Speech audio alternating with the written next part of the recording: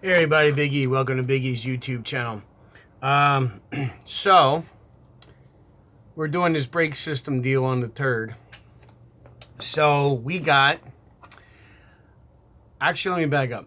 I don't know if I mentioned about the master cylinder, the bore size, which the actual piston inside the master cylinder, which creates a hydraulic pressure that applies your brakes, was too big, right? None of that made sense, right? Just as long as I'm trying to bring everybody up to speed, okay? So, anyway, the master cylinder that's in the car, I'm using a manual Mopar style master cylinder, okay? It's a 1.125 bore master cylinder. So, I know I did a video, but basically what it is the bigger the bore, you don't get as much pressure buildup, and you have a harder pedal, but it moves more fluid. So it's actually better for drum brakes. So actually we're going to be doing a, what is it? We have disc in the front. Well, we have four-wheel disc right now, and that's the problem with the Turd. We have four-wheel disc, okay? And everybody's like, well, what's wrong with four-wheel disc? Because everybody says it's great. Yeah, for the street, it's great because you don't get too much brake bias on the back. Because mostly anywhere from like 60 to 80% of your braking is done on your front two brakes, which are usually disc brakes. That's why your front disc brakes will wear out.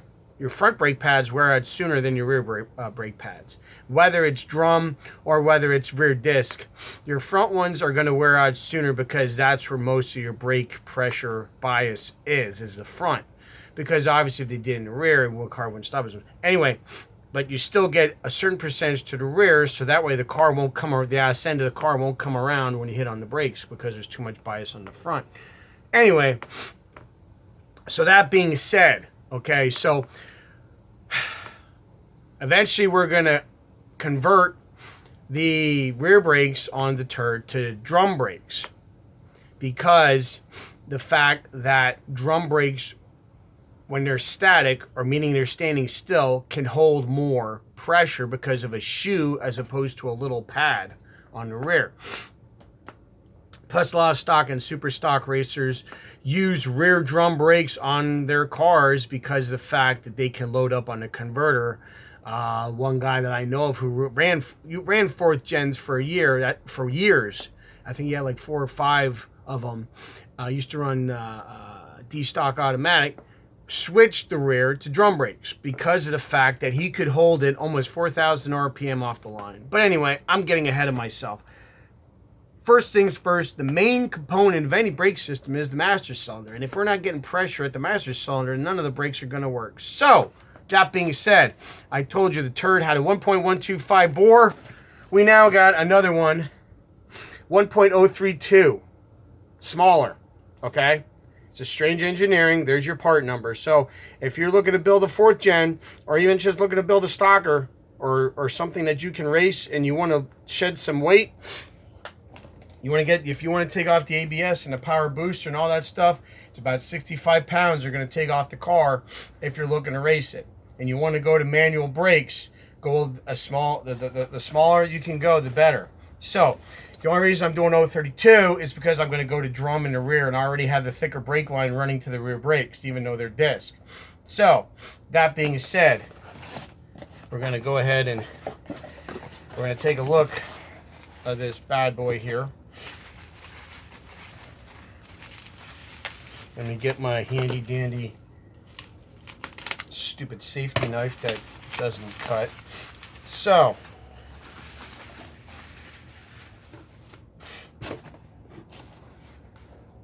set that to the side for now.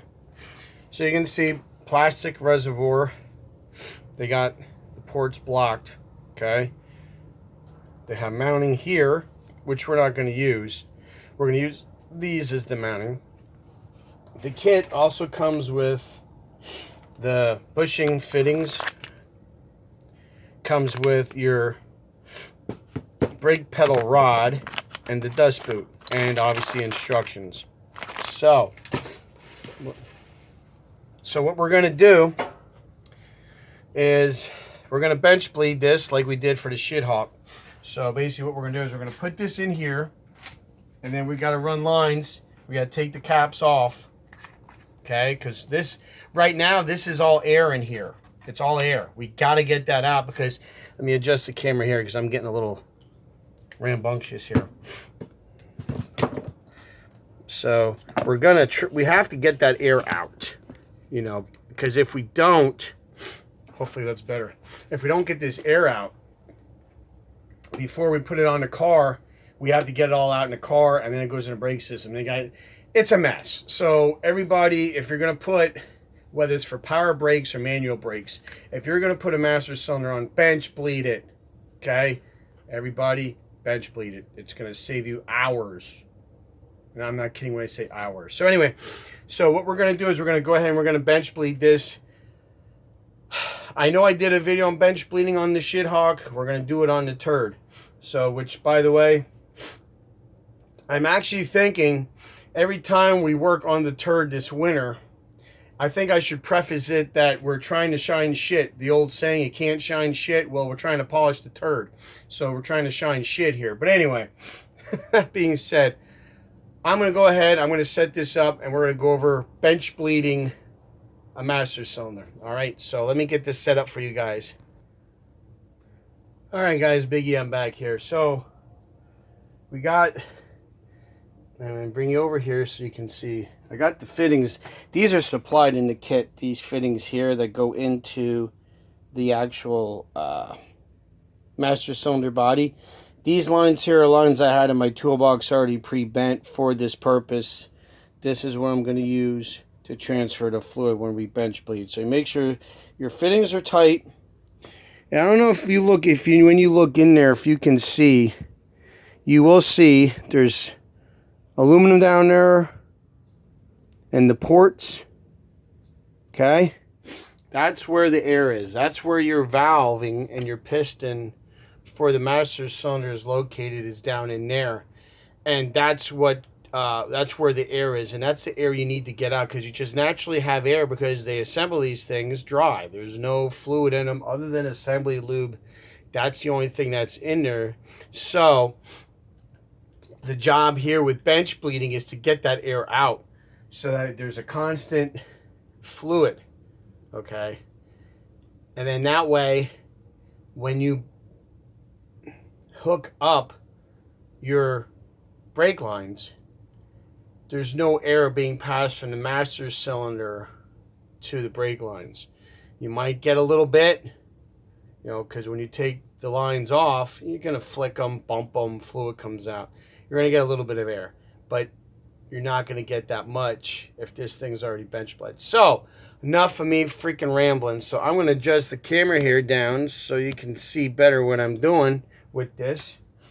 No, we're not going to put Mountain Dew in the freaking master cylinder. We'll put fucking Mountain Dew in the master asshole. How's that? All right. Now, so I'm using .3 Walmart special because I'm broke AF and that's all I can afford. No, seriously, brake fluid's brake fluid. Especially the drag racing application, you really don't need to worry too much with heat and all the other stuff because you're just hitting the brakes at the top end and you're using it on the line lock to do the burnout. But this stuff is adequate enough. Everything has to meet certain criteria to get that .3 certification, so I wouldn't worry about it. So, bullshitting aside, so when you put fluid in here, you're going to want it that it covers at least the bottom of your hoses, the lines you have here, because it doesn't do any good if you're pumping air out and it's the lines are sucking air back in. It doesn't do any good. So you got to make sure that, let me look in here. See, this isn't, okay, so that one, I want a little more in there.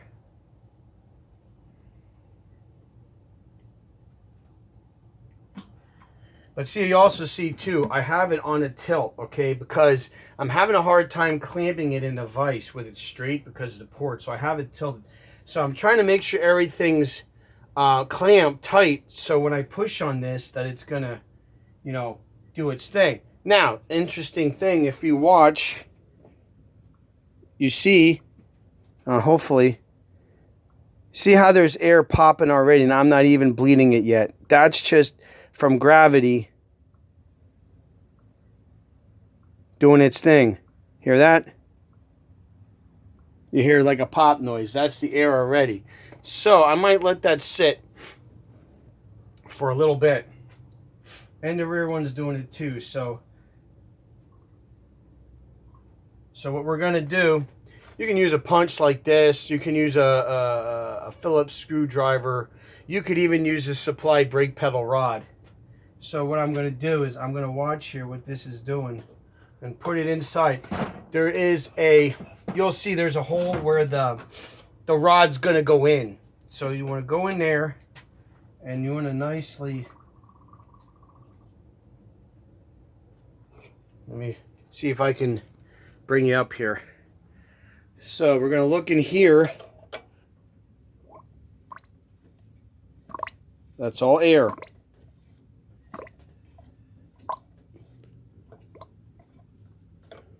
So I'm thinking this may need a little more fluid yet.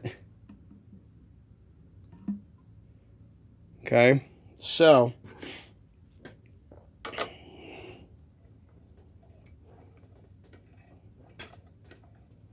you see there bubbles? So we're gonna keep doing this until there's no more air bubbles. So basically I'm gonna do this back and forth motion with the punch. Okay, I'm gonna double check that these are under fluid. Okay, I might have to adjust them to make sure, but I'm gonna go ahead. Make sure you get all the way in against, you bottom it out.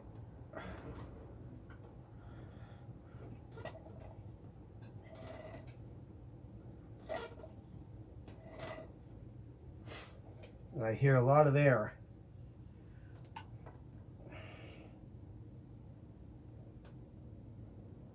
So I may need to bend these a little more yet. So let's try it again. Okay, it seems like it's getting better, but I'm still getting air bubbles.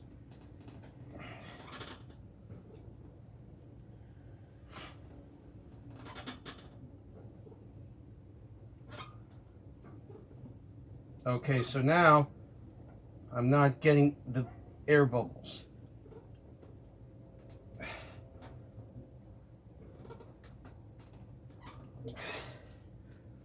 As much. So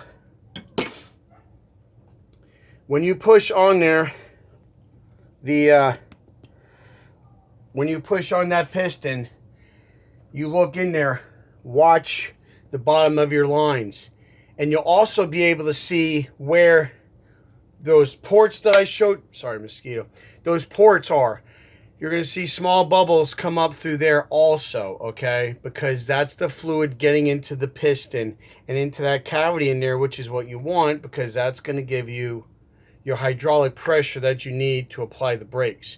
So you keep rocking that back and forth until you get, all you'll see is fluid movement.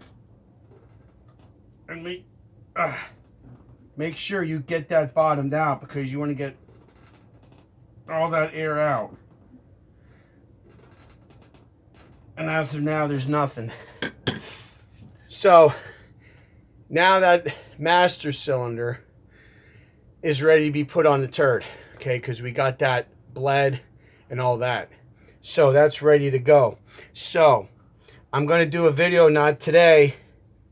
I might just put plugs in there and leave it like that overnight till tomorrow, because my kids came home from school and I got to watch them. So make sure they don't kill each other. So I might just leave this like this overnight and throw a rag over it just to keep dust out. But that's how you bench bleed a master cylinder. It doesn't matter if it's power, brake master cylinder, or manual master cylinder. That's how it gets done, and that's going to save you a lot of time when you hook it up. So I hope you learned something. If you have another idea or another way of doing it, let me know in the comments, and then that way I know. Big shouts out to people. I want to give a shout out to Zilla Chronicles, Finished Firearms, Gene. I don't know if he's watching or not, but he had some issues going on. So if you're looking for any kind of firearms stuff, check that out. He's only on Facebook, Finished Firearms. Check him out. It's Gene. He does good work. He does fair pricing, good guy.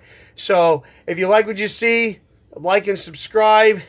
Oh, I don't know if you see my other videos with the Turd, but my crew chief occasionally makes a guest appearance. So I want you all, again, to see my crew chief. So I want to come in here and say hi to the good people. Okay? Say hi. Hello. So he had the, he actually went to his first drag race on Sunday. I just brushed my teeth. All right. Okay, awesome. I'll be right out. Okay. All right, bud. He went to his first drag race, Island Dragway, saw the Turd run for the first time. He was excited. That's really great. Family moments. Remember, that's what life is about, and that's what drag racing should be about. And that's what I'm trying to learn here with Big E's and doing all this stuff and fabricating work. So, watch out for each other. Take care of each other. I hope this helps, and we'll see you next time on Big E's. Take care for now.